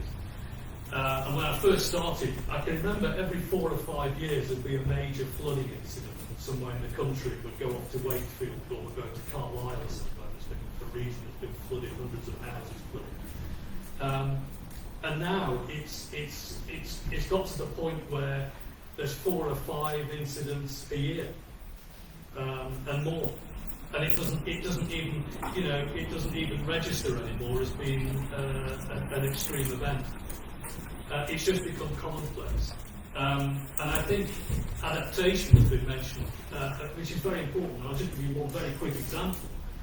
Network Rail are investing £2.6 billion into adaptation the rail infrastructure that we have in the UK because of expected climate change effects that we're going to see.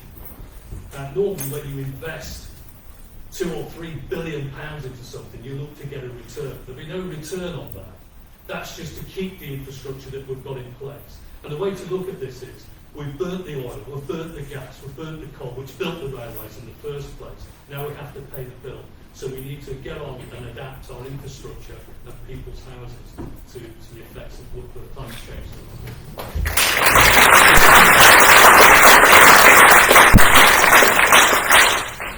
Okay, thanks for the answers to that, and Alice, we hope you can be safe in your house, in your home in the near future. And our candidates, whoever wins, get in touch with them and ask them what they're doing and how they can help you by the sounds of it. They do have a job on the front line like that. We've got 15 minutes left before actually going to move on to the people getting the candidates getting their 3 minutes to sum up or explain their overall position. And we'll move to Ellis. Is Ellis here? Ellis, yeah, on the left here. As a Scotland, I'm concerned about the impact of the government's policies on the natural environment, and now and in the future. So what does Tatton's environment mean to you, and how will it protect it for future generations?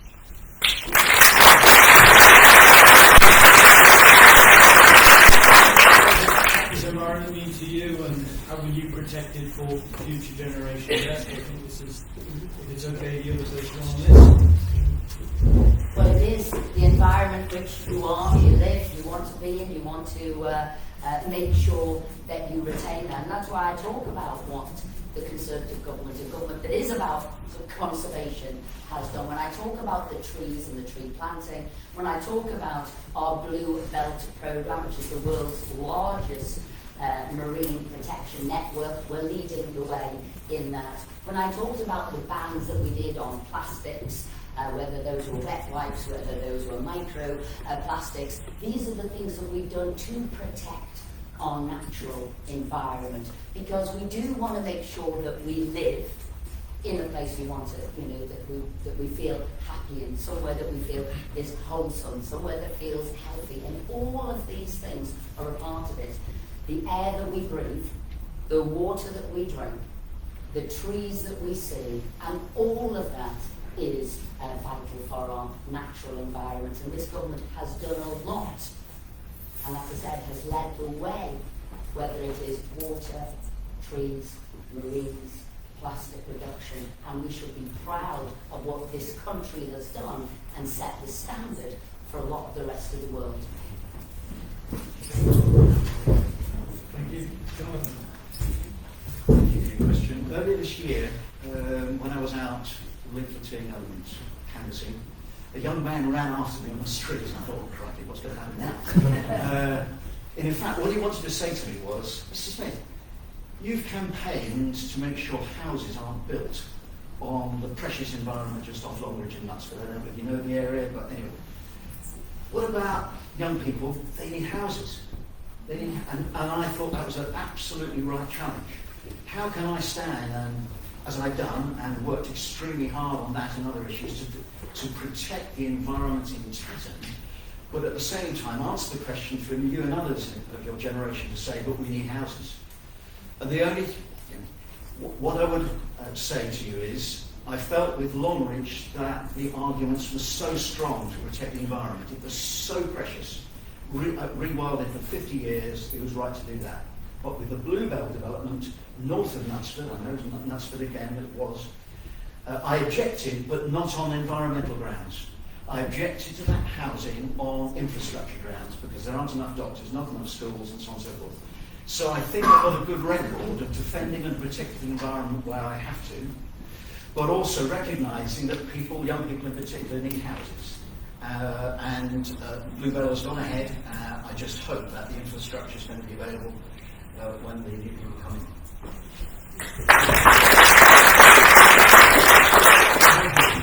So I've talked a lot about the pressures that we're under, and I want to talk a little bit about hope and a little bit about a new vision that the Green Party have. We have to live in harmony with nature.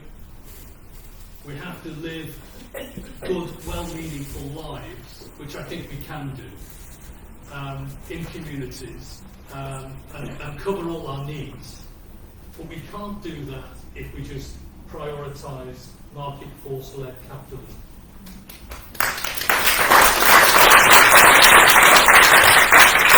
So we have to live within planetary boundaries. And that we shouldn't be afraid of that. We shouldn't think that that's a bad thing. When you think of our economic system, most people in the UK today are actually worse off than they were 18 years ago. And if you think about the constraints that we face in the future, they're probably not going to be at least financially better off in 18 years' time. So we shouldn't be afraid of wanting to change the system and look for something better in a way that we can live together with nature in harmony.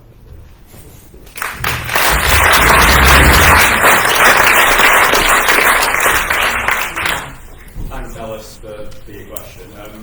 What does Tatton's natural environment mean to me? I touched on this earlier, about how I love the nature and climate first came from, but when I think more widely about what Tatton means to me, it's about what it means to my family. So, growing up, I was a young carer for my brother, autistic brother, and Forry Bank, all of you will be familiar with, still is his favourite place to go. When things got a bit too much, he would go there and go walks together. And I always, whenever I go back there, I always get emotional. I remember how much that meant to him. And the thought that our natural environment will be the next thing that this government destroys keeps me up at night. It's why I'm now here running for Parliament to fight to protect these areas. You just said we should be proud of leading the way. The Office for Environmental Protection says we're on course to meet 4 of our 40 targets in the Environment Act. Is that a record you're proud of, Esther?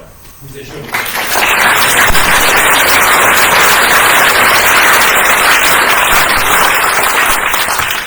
We're doing this for the next generation. We laid out our plans for nature yesterday, fully committing to meet all of those targets in the Environment Act, the 30 by 30 targets, which hopefully you're all familiar with. New forests, new national river, millions of trees, nature positive house building. This is really, really important stuff.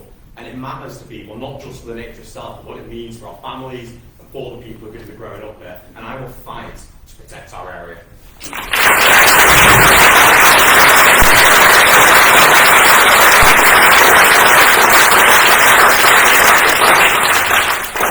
Focused question for us. Esther, do you want to reply to it or no, give you a minute, but no, that's fine, because what I explained earlier, where we have led the way is on marine protection, has been on the environment, has been on planting trees.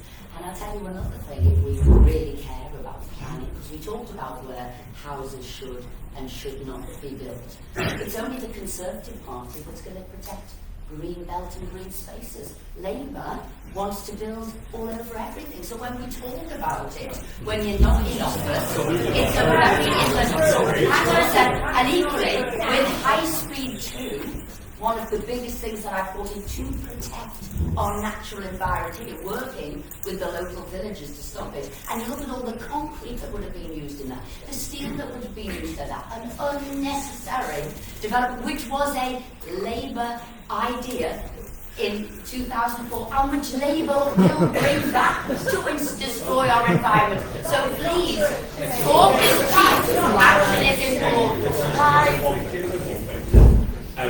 One very short. Esther, everyone here has Google. They can all look it up when they go home.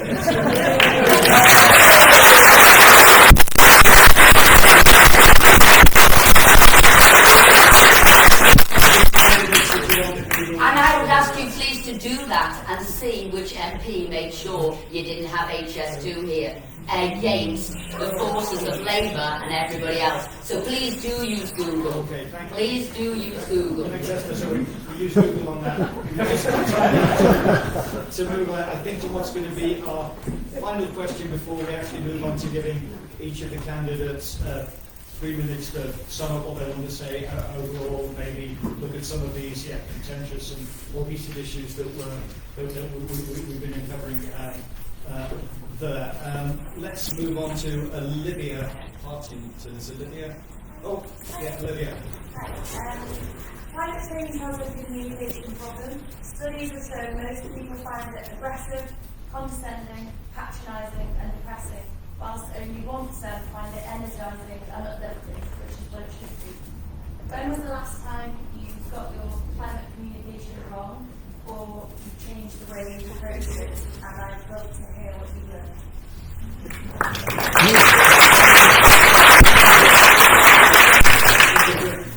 Jonathan, would you like to tell us about when you got it wrong or got it right? I think I might go back to the example I just gave. I gave earlier. I got the relationship between protecting the environment and housing wrong for a while. Because I'm passionate about the environment, I think I had not forgotten, but I hadn't fully integrated the issue about the need, which is quite an absolutely essential one for people to have a roof over their heads and housing. What did I learn? I learned from that young man, certainly to listen, certainly as a politician to make myself available to receive challenges, comments that I might not initially kind of like or feel a bit uncomfortable with, but actually have to deal with and cope with and so on. And that in future, as I think I've begun to do, when I've considered various plans to increase housing here, there, everywhere, which is right, to make sure that those plans are balanced properly and openly with the issues to do with the climate. I think that's probably an example I could give. Yeah.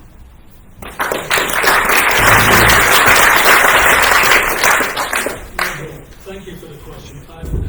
I've gone through a bit of a transitional stage with climate change. I've been campaigning on climate for a long time, talking about climate change, asking people to make changes to, the consequences of not taking action, to then understanding more about the issues of our economic system, the constraints of energy and resources that we're using, and the importance of solutions there. How do we deal with that? How do we pay for the NHS and social services and all the things that we need in a modern society with a post-growth economy?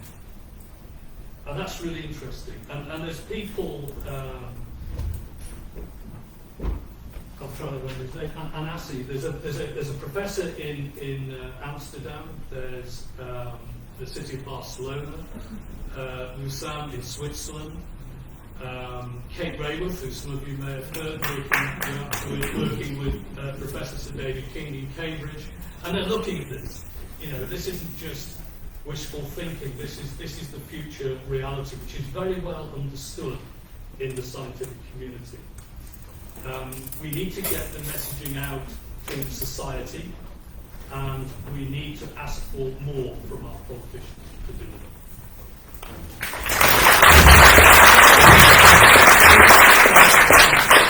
Thanks, Olivia. I've also come on a bit of a journey with how I communicate about climate. When I first started getting involved, I always said I was an activist who became a councillor and now wants to become an MP. When I was an activist, I was sad, I was frustrated, I was annoyed that people weren't taking action. And I realised when I tried to talk to people that I didn't help them come along with me. And now every day in my job, my team will read a news headline that says that we're off track, this, that, and they get down. And these are people who care so much about dealing with this. So I've got to stay optimistic, I've got to stay on top of it and say there's hope out there. And I think that's something that I've learned a lot, and a key example of this is the word cost versus the word investment.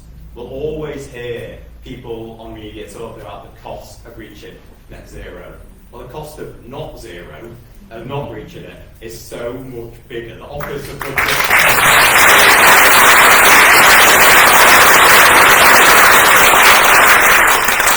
The Office of Budget Responsibility has said that if we don't invest in the transition, we'll get debt to GDP up to 300%, 3 times what it's expected to be if we invest in the transition. So I'm always talking about investment, and it's why I started off my opening remarks talking about the benefits of it. The lower energy bills we'll all get to enjoy, the lower costs and strain on our NHS, energy security for us in this country. That's how we need to talk about things, because it's true. It's true, and it's what we'll achieve if we invest in the transition. I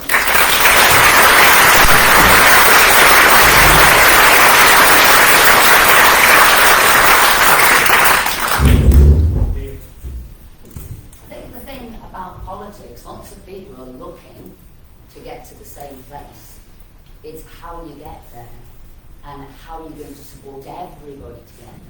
So my job always is reaching out and speaking to people, and it doesn't matter who those people are, whether it is local residents, whether it is pupils in schools, whether it's teachers, whether it's business, whether it's charities, whether it's industry, whether it's think tanks. That is what we do all the time. It's an essence, it's a job of listening to, dealing with, and taking on board what everybody has to say. And that's why I say I'm a pragmatist. And the Conservative Party is a very practical party. We know where we want to get to, and we say, but how do we do that, bringing everybody on board? The investment that we put in, that is affordable. The investment and the message we send out that is acceptable by everyone.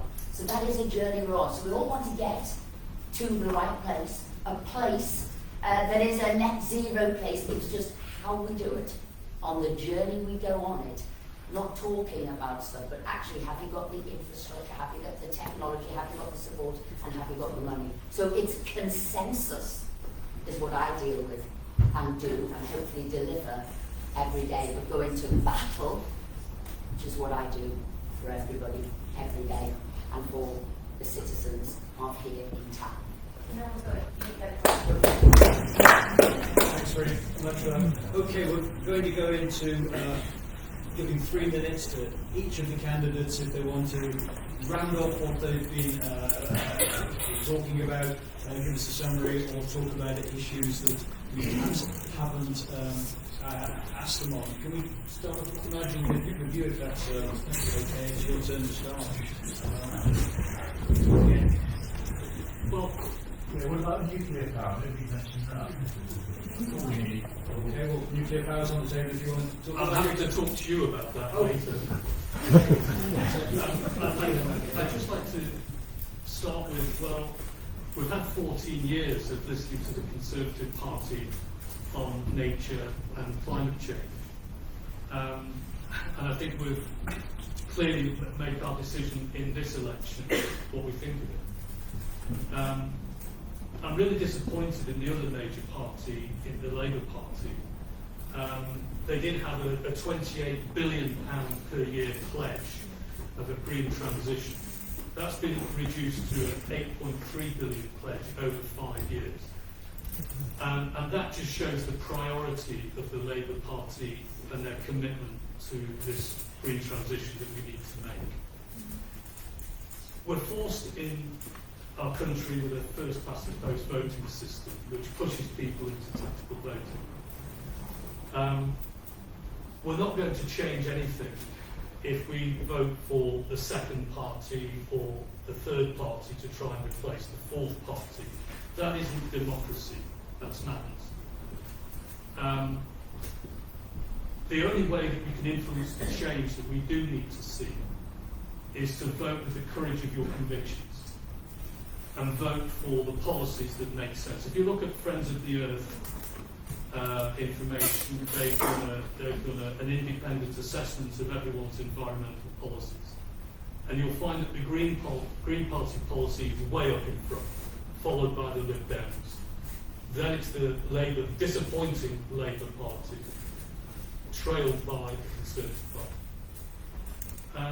I advise everybody to go and look at that. It's independent assessment of everybody's commitments on climate change and their environment. So I would suggest that people vote with the power of their convictions and vote for the planet.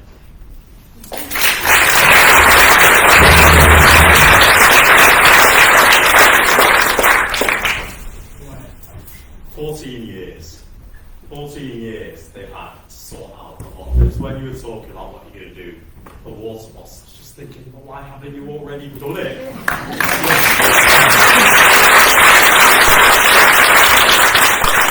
had the opportunities, and I always say, judge me on my actions and not my words. I've achieved a lot in my job as a councillor and a cabinet member to really move the dial on the climate action, but in every aspect of my life, I've realised there's a ceiling to what we can achieve because government and MPs aren't taking it seriously enough, and I promise that I will, if I get to be the MP in Tatton.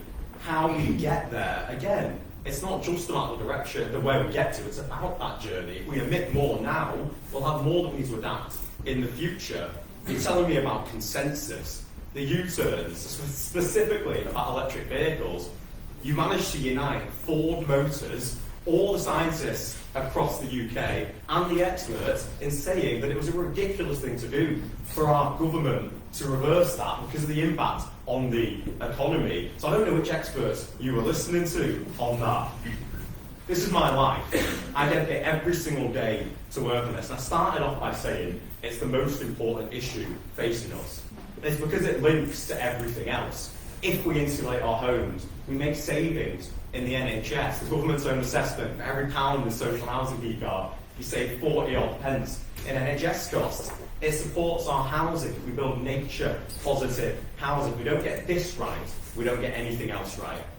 So I promise, if I get elected, to fight as your MP to protect our natural environment, so people like Ellis can enjoy it as they're growing up, to hold these water bosses to account, as I set out earlier, ensure that we are held accountable for everything that we put out there. I encourage you to please look at our energy superpower plan. 25 detailed pages, very specific numbers on everything we're going to achieve over the first term of this Parliament. And I'll work with all of you. I'll work with Transition Wilmslow, with our community, with our parish councillors across the constituency to ensure that we're doing all that we can.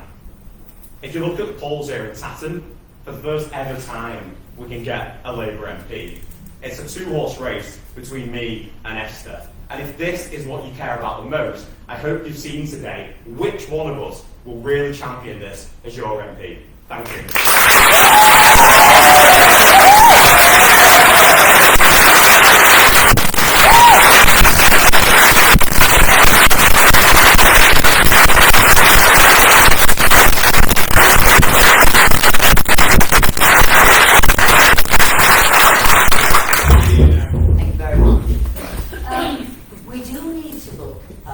We've done as a country, and I said before, be proud of that.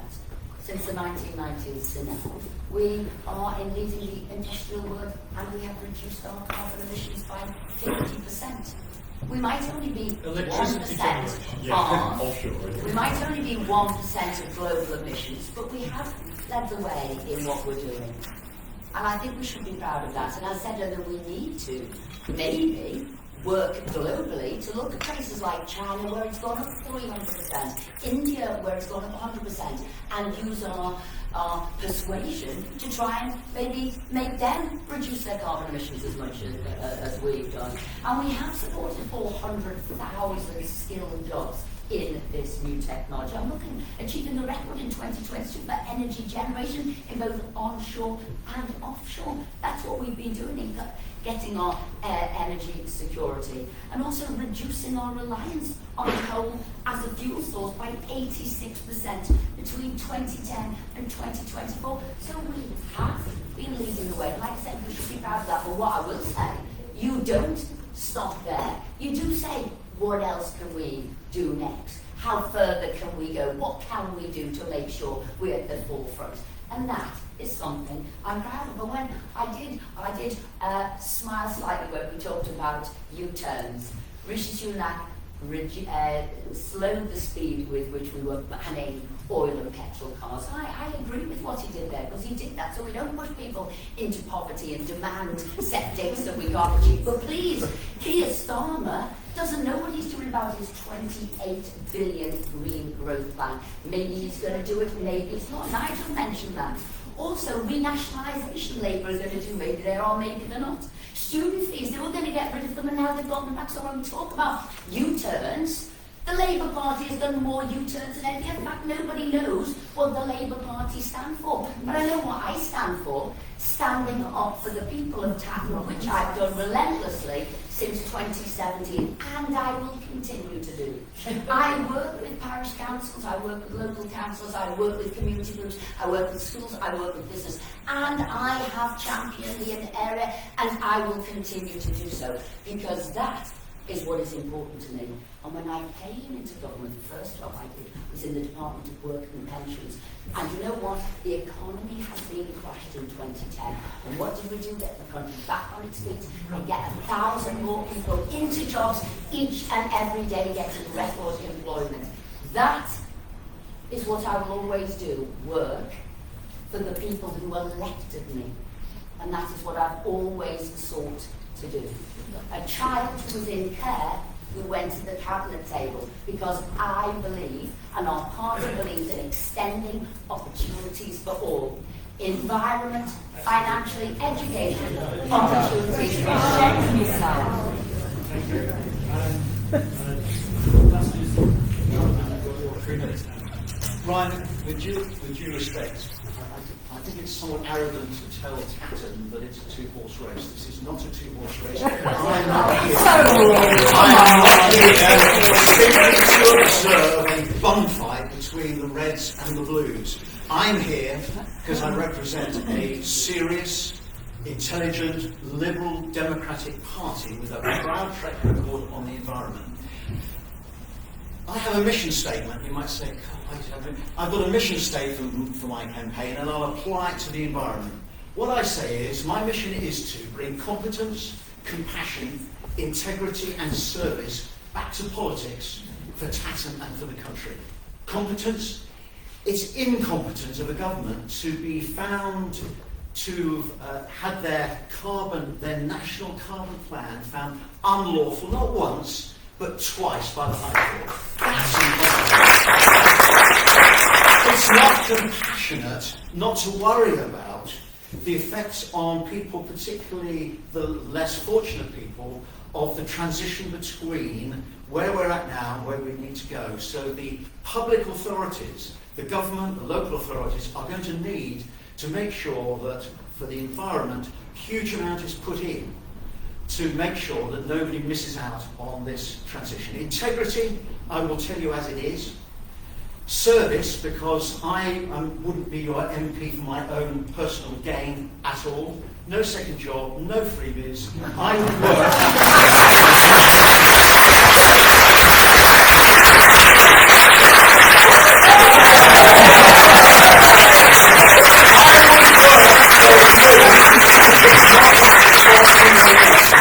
So the 4 tests that I gave you at the start, I leave you with those 4 tests. To all of us, tick the box with the 4 tests. I believe I do. It would be an honour and a privilege to be your MP.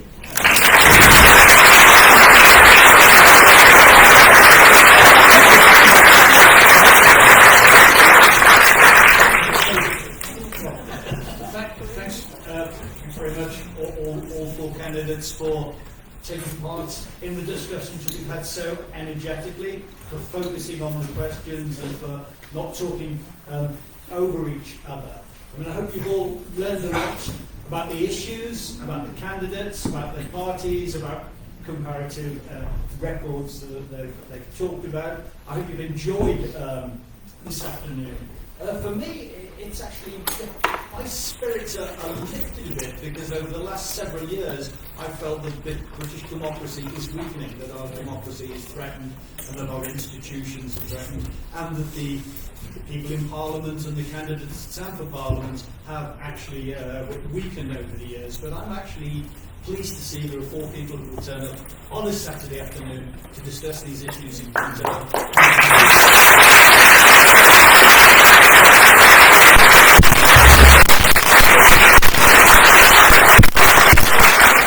Which, it's not always easy to answer. So I'm actually sort of surprisingly re-energised by it. And differences, that they've been able to talk about these differences, and I really think that's one of the great strengths. So I would encourage the 4 of you to certainly take what you've been showing us today back to your parties. Please encourage your ministers and your leaders not to shout over each other, not to talk each other. Please encourage them to focus on the issues, because you're very much focused on very specific local and international questions. And really, as your constituents, really appreciate it. Your future constituents, whichever way it goes, really appreciate you talking to us in this way. So thank you for being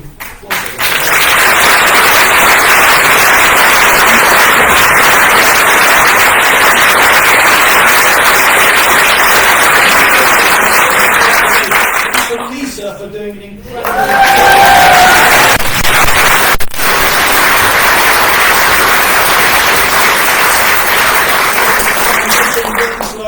for organising what I think has been an excellent event. Please do follow up. They're always welcoming members if you want to, so please do follow up. Have a great Saturday afternoon.